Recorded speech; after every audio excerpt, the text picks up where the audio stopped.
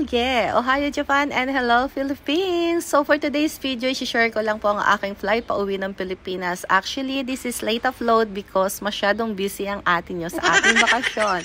So since meron ako nabasa sa mga comment section before na atin na pag umuwi ka ulit ng Pilipinas, pakishare naman kung ano yung mga gagawin sa airport ng from Japan to Manila. So sana ma-enjoy nyo kung paano ko explain to kasi medyo maikli lang yung video ko. Since malat nga ang atin nyo, tiyagain nyo na yung bibig ko at boses ko. So ito, fast forward tayo mga kanguso at nandito na nga tayo sa airport ng Fukuoka.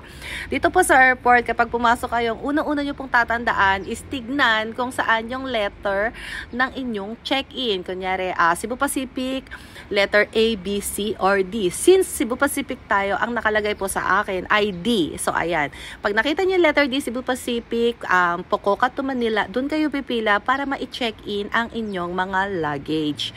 Dahil po, hindi naman kayo makakapas dyan kung hindi nyo yan, ma-check-in muna. And after that, dadiretso na kayo sa immigration para ma-check.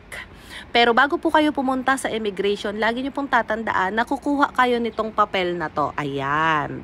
Kailangan nyo po kasi yan bago kayo makapas sa immigration. Pipirmahan nyo yan, name, address, etc. So, your personal details actually. And after mo sa immigration, diretso ka na sa boarding.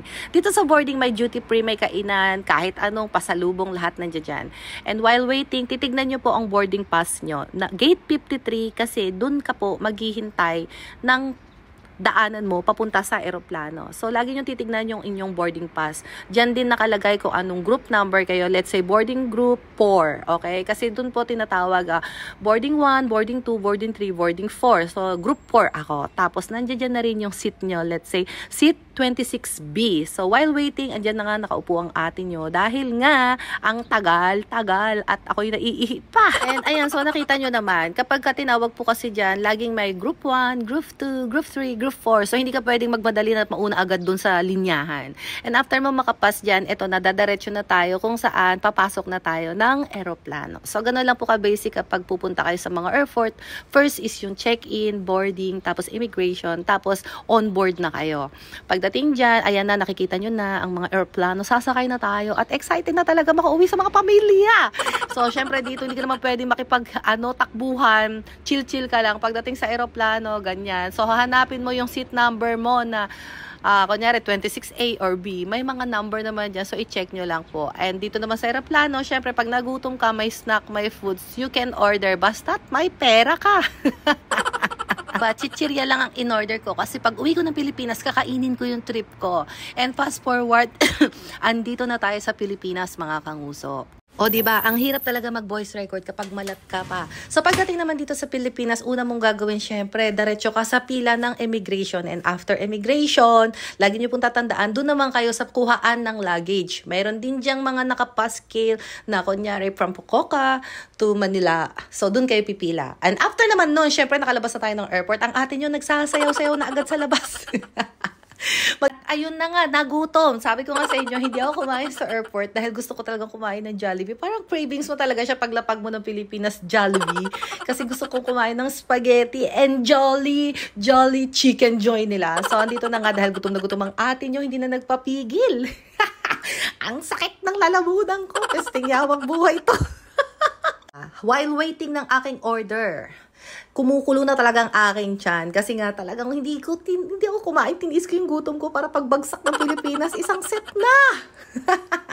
O diba, wait kami ng foods at kasama ko lang yung pinsan ko. Naku, ang hirap talaga pag hindi ka voice record kasi maraming music sa paligid, baka ma-CPR ang atin nyo, kaya tiyagain nyo na kung anong boses ang naririnig nyo mga kanguso. At ayan, dumating na nga ang aming order, mga kanguso. Ang sakit na lalamunan ko talaga. Syempre, after namin kumain, dumaretso na nga kami kung saan kami pwede magstay. Nang palipas oras lang actually kasi pa-flight na kami agad papuntang Olongapo. So dito nga kami nagstay at kumain lang kami dito, natulog ng saglit. And may bibilihin din kasi ako malapit sa mall. Kaya sabi ko, mas maigi na dito na tayo magstay, pampalipas oras bago tayo pumunta ng Olongapo. So ayan, napakasimple lang ng aming listiyan kasi hindi ko naman kailangan ng mamahaling hotel. Wala akong pira. At ito na nga, nakapag-check out na rin kami. Ang ate nyo, buang na buang. Hindi talaga ako nagpasundo sa pamilya ko kasi gusto ko silang i-surprise. Pero hindi ko akalain na ganito pala yung magiging buhay ko sa Pilipinas. Nabit-bit ko lahat ng gamit ko. Tiis ganda kahit napakainit pa yung poise talaga. Importante dyan. Visit na pinsan ko to. Ano, kaya mo pa? Yes, kayang-kaya. Kasi isusurprise natin ang ating pamilya, di ba?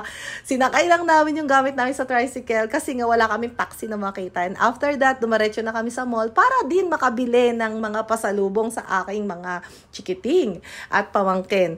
And dito nga sa mall, nakapili na kami ng aming dadalhin. And after namin dyan, abay, hinarang kami ng aso. Diyos ko, inaamoy niya yata yung panty ko na hindi ko nalabhan kagabi. B, walang pasabog dyan, walang granada dyan, yung panty ko. Tuwang-tuwa nga ako sa aso kasi grabe yung pagsinghot niya talaga sa maleta ko na parang feeling ko, ganun ba talaga kaamoy? Charot lang mga kangoso. And ito ay fast forward na natin. Sinigang. Yan, ang laman ng bag. Wow, ang laki naman oh. May bonus yung bag mo.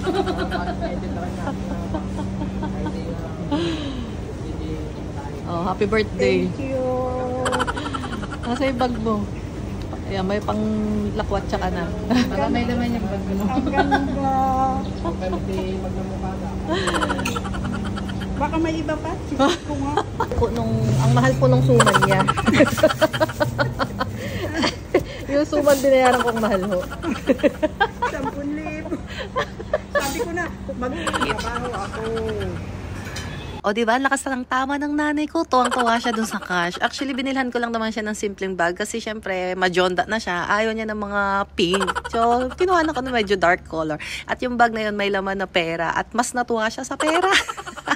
Hindi alam ng mother ko na uuwi ako and birthday niya, kaya niregaluhan ko. Hindi rin siya sumama sa Olongapo kasi nga meron pa daw siyang trabahong gagawin. And ito na nga, dumaretso na kami, kasama ko yung pinsan ko at hindi po alam ng pamilya ko na uuwi ako kasi it's a surprise. So, nagbiyahe na nga kami pauwi ng Olongapo. Inabot na rin kami ng gabi dahil nga hapon naman nga kami lumuwas. So, guys, sana na-enjoy kayo sa panonood. Kahit malat ang ate nyo at medyo hirap magsalita. Thank you for watching and please don't forget to subscribe. Thank you. Bye-bye! Inubo pa!